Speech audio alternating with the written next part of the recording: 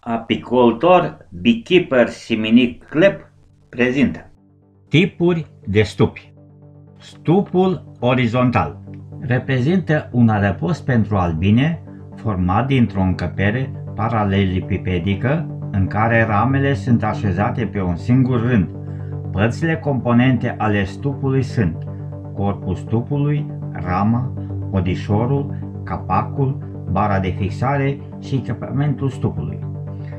La acest tip de stup, cuibul se formează în centru, pe mai multe rame. Lateral în stânga și în dreapta sunt așezate rame pentru depozitarea rezervelor de hrană.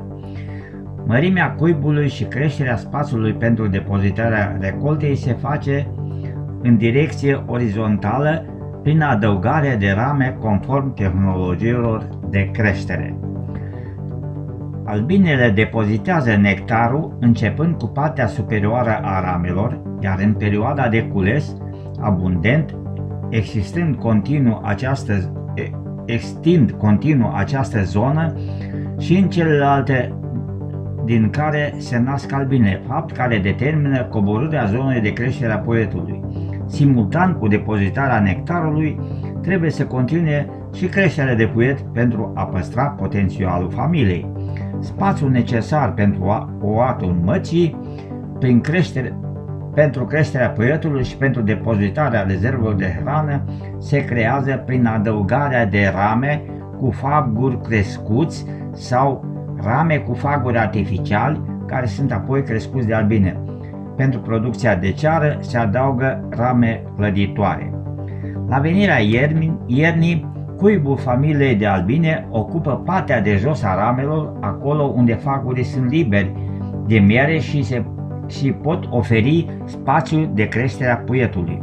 În partea de jos a ramelor cu puiet și a ramelor laterale de la marginea cuibului se află proviziile de miere și păstură.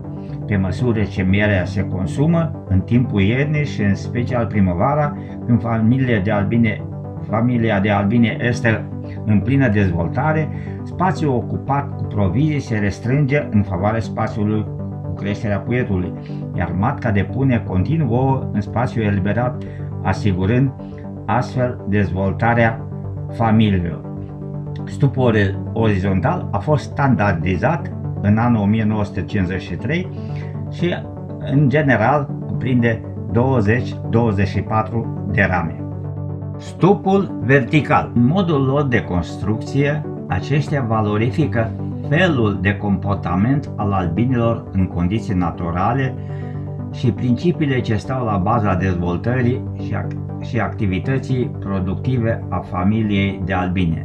Aceste principii sunt dezvoltarea pe verticală a familiilor de albine, depozitarea rezervelor de hrană, miere și păstură deasupra zonei de creștere a puietului, extinderea în sus a suprafeței de depunere a ouălor de către matcă.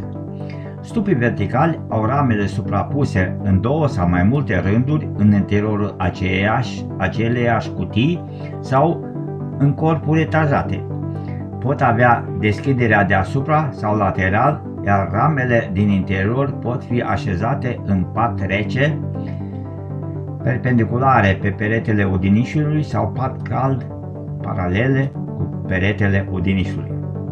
Stupul vertical se compune în special din următoarele componente.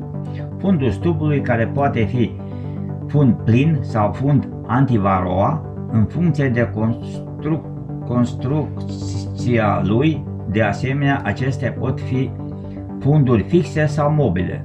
Fundul plin este format dintr-o tăblie de lemn care formează fundul propriu-zis și laterale pentru a-i conferi rezistența.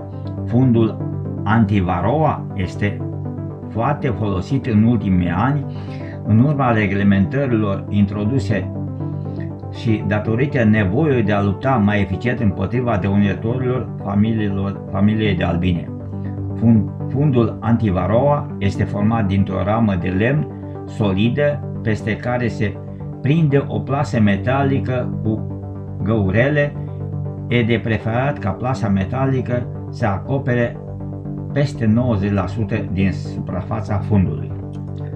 Fundul stupului este componenta cea mai predispusă la uzură, astfel fundurile mobile sunt de preferat, putând fi înlocuite mai ușor și curățate la începutul sfârșitului sezonului apicol. Cuibul și magazia stupului au dimensiunea prezentate mai jos. Podișorul stupului vertical poate fi plin sau cu o sită pentru aerisire, în paranteze ventilație. Aceasta este format dintr-o ramă de lemn peste care se prinde placaj sau sita metalică în funcție de preferința apicultorilor. Podișorul hrănitor este o variantă des utilizată, având scop atât pentru acoperirea ramelor de cuib sau magazie, cât și pentru utilizarea lui pentru completarea rezervei de hrană a familiilor de albine de câte ori este nevoie. Capacul stupului are înălțimea de 90 de mm, având dimensiunea interioară mai mare decât a stupului, format dintr-o ramă de lemn peste care se prinde un placaj de 10 mm grosime și se acoperă cu o tablă zincată cu colțile cositorite pentru a nu permite apei să se infiltreze. Stupii verticali sunt de 10 sau 12 rame. La stupii de 10 rame se pun 2 sau 3 magazii cu rame de 3 sferturi de ramă și se folosesc în special la stupii multe etajați.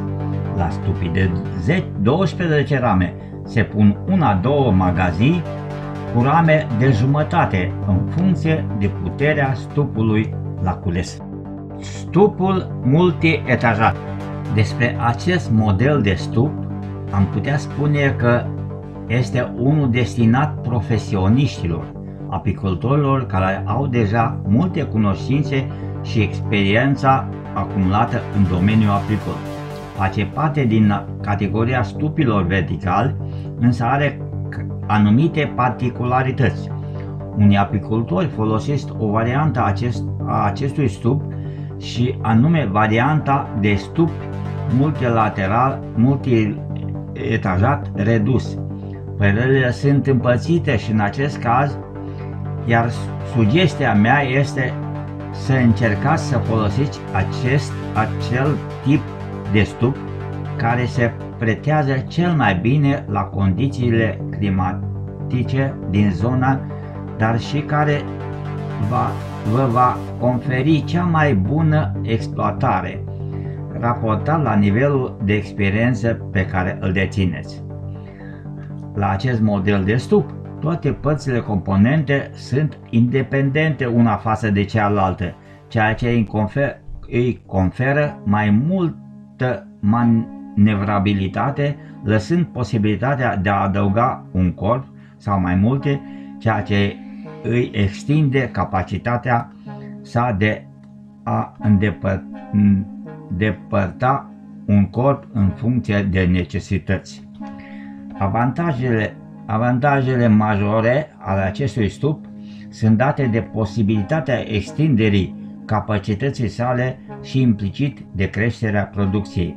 Mierea este de calitate superioară, deoarece ramele mici pot fi completate rapid de către albine, însă în același timp puteți fi siguri că nu veți găsi puiet în faguri de miere.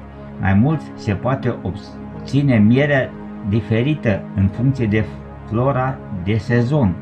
Acest stup redă foarte bine condițiile naturale de trai ale albinelor, permițându-le să se dezvolte foarte bine, să devină o familie puternică și crescând astfel și producția de mere. De asemenea, acest stup este foarte ușor de transportat, fiind recomandat și pentru stupăritul pastoral. Mai mult, în același timp, acest model de stup se pretează albinăritul intensiv, permite practicarea unei apiculturi moderne și este compatibil cu noile sisteme de extragere și producerea a mierii. Dezavantajul major rezidă din faptul că ghemul sau fiorichinele de iernare ale albinilor nu sunt sferice, ci elipsoidal, ceea ce implică un consum mai mare de hrană pe perioada sezonului rece. Stupul rotativ. Stupul de construcție special are cuibul rotativ. Este supraetajat și permite o intervenție de sus și din spate. Magazia este separată de cuib. Cuibul se află în partea de jos și are 9 rame speciale rotunde cu un diametru de 40 de cm, construite în întregime din material plastic, cu o suprafață laterală pe bucată de 12,56 decimetri. Ramele rotunde se rotesc cu un ax aflat în centrul acestora. Magaziile sunt stabile, suprapuse pe cuibul rotativ, separate de acestea cu o gratie Heinemann și prevăzute cu rame prefabricate din material plastic. Deasupra acestora se află spațiul de refugiu prevăzut cu un hrănitor. Pentru începători, reducerea riscurilor în stupine mari ușurează munca de îmbarcare în containere și asigură astfel deplasarea rapidă.